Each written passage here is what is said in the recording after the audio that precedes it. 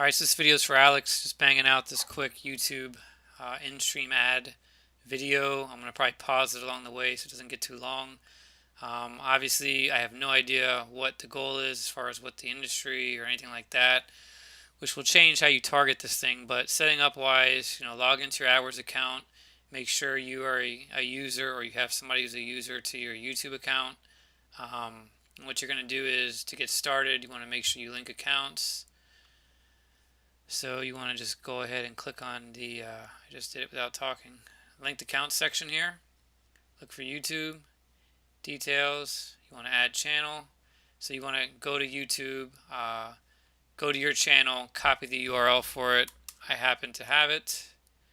It's our new channel. Whoops, I guess I really didn't need to click on it. I own it. Go to YouTube, and it takes you right to the page where you can assign it a name. So I'll call this PPC Pros. I know that's who it's for. And I'm going to be linked. So you can see right here, PPC Pros, permissions, we have options. I can unlink it, I can edit it. I'm good to go right here. So now back into AdWords. Let me just go ahead and refresh.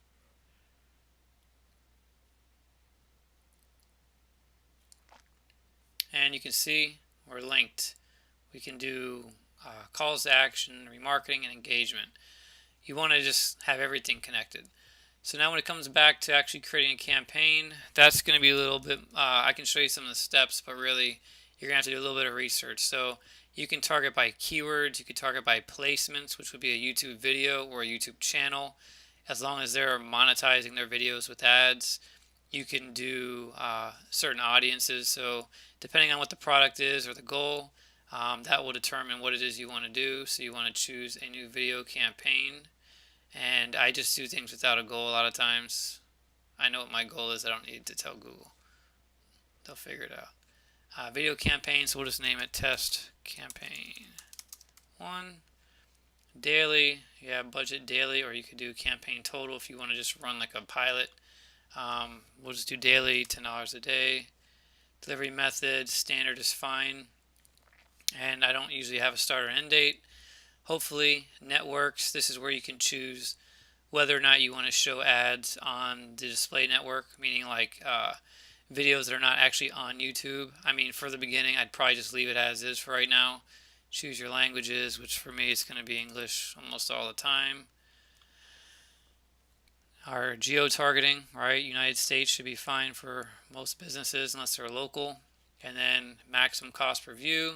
I like maximum cost per view is fine. We don't want to do CPM. The reason why is because you can spend a lot of money if you don't know how well your ads convert and not get any real views out of it. It'll just be every time an impression is shown. So we don't want to do that. Let's see here. So this is something you might want to look at depending on the type of client you have. I always get rid of stuff in games. I don't like anything to do with games. But if you don't want anything, if this is like a child care thing, you probably don't want it to have all this crazy tragedy and profanity if you're like trying to get kids to come to a location. So something to think about. Additional settings, frequency capping. Well, here's this one, devices. So a lot of people are on mobile with YouTube. I tend to leave it alone, and I look at the segments for performance to see which one I should, if I should remove them or do anything specific. And you could do some specific targeting for mobile, but honestly, this is way too advanced probably for what you're going to be doing. I would leave it alone. Frequency capping, if you don't want to bug the heck out of people too much, you can do the number of impressions, number of times they see your ad, or the number of views each person will get. In my opinion, if you're doing remarketing, you might want to use this just so that you're not completely, bothering people. And you can set at the campaign level. I'm not sure how you'll break it out, how many campaigns you'll have, but if you're going to do something like 5 impressions a day, 5 impressions a day for a campaign for remarketing, that'll probably be enough. Depends on the length of time they're going to be on your list, also the type of service you're offering. If it's like a service where they need to get somebody to call them within a day, then maybe you just don't even use this and just let them see it as many times as they can. That should be fine. Ad schedule, once again, I'd probably leave that alone 90% of the time, unless it's a local service-based business that wants phone calls, but that's not typically what you're going to get from a YouTube channel. not most of the time. You're not gonna get a phone call. Ad group. Let's just call it the famous ad group number 1 that Google likes to use. Maximum cost per view. This is pretty interesting. So watch this. If we, we'll leave that alone for right now. So maximum cost per view. Once you create an ad group, not in this particular view, but when you're inside of it, you can start to see how many views you might get with your bid. And the lower the cost per view, a lot of times, the more your budget will last. So I'd probably start at something like 5 cents. Oh, not 50. 5 cents. If I can get this to work correctly. Come on. There we go. 5 cents a view. Make adjustments from there. Popular video adjustment, if you want to use that, that's basically, and you can read what it says here, but for trending videos and content that people like, you can have a little bit more of a bid adjustment. So this is stuff that's going to get a lot of views pretty quickly, more than likely. And of course, it's still within your targeting. But the idea is that, hey, there's a lot of people that are going to watch this video, so I'll pay a little bit more to show my ad there. That's really the bottom line. So you can do a bid adjustment, maybe it's 20%, something like that. I would probably leave this alone if you're not really sure to start.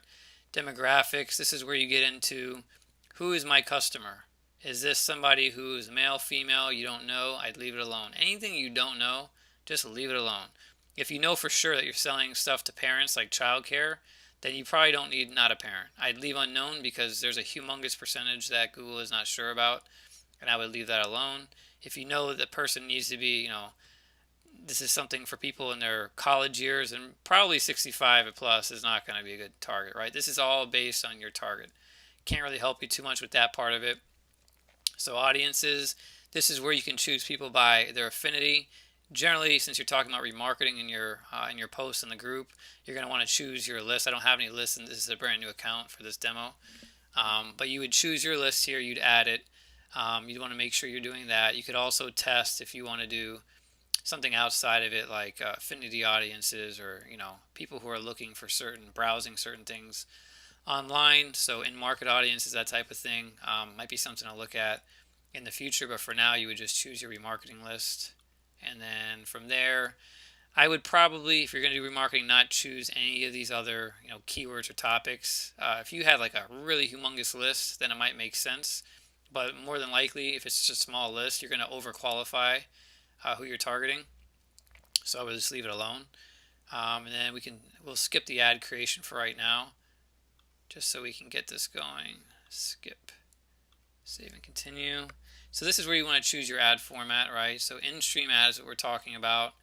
Let's just save this ad format. I don't have a video ad that I can use as an example. I do have a video that I can pull up. Give me 1 second. It's not going to be a real one, but let me just pause this for a second. All right, grabbed a video URL from YouTube. So whatever you're going to use as an ad needs to be added into YouTube already. And then you just want to go into the ad group. You're going to paste that URL right here. It's just a testimonial for us. In-stream ad, final URL. I'm just going to pick my homepage. Doesn't need to be that. Your display URL, you could have really interesting thing that you want people to actually think that there's interest, something that they're interested in. I'm not saying you would use this, obviously.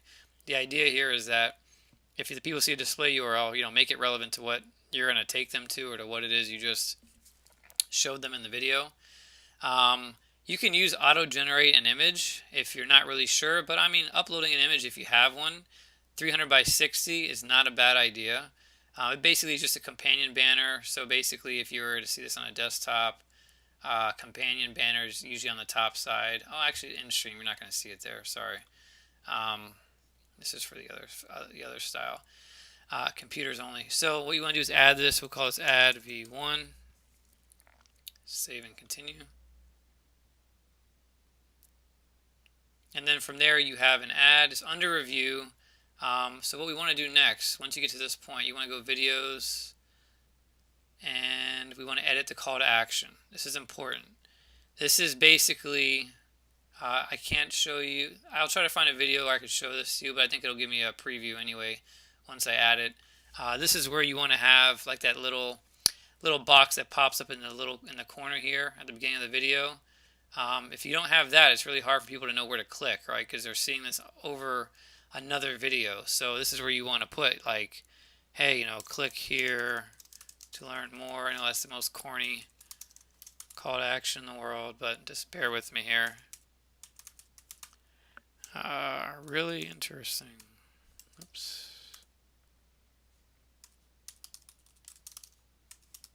I'm all about really interesting things today.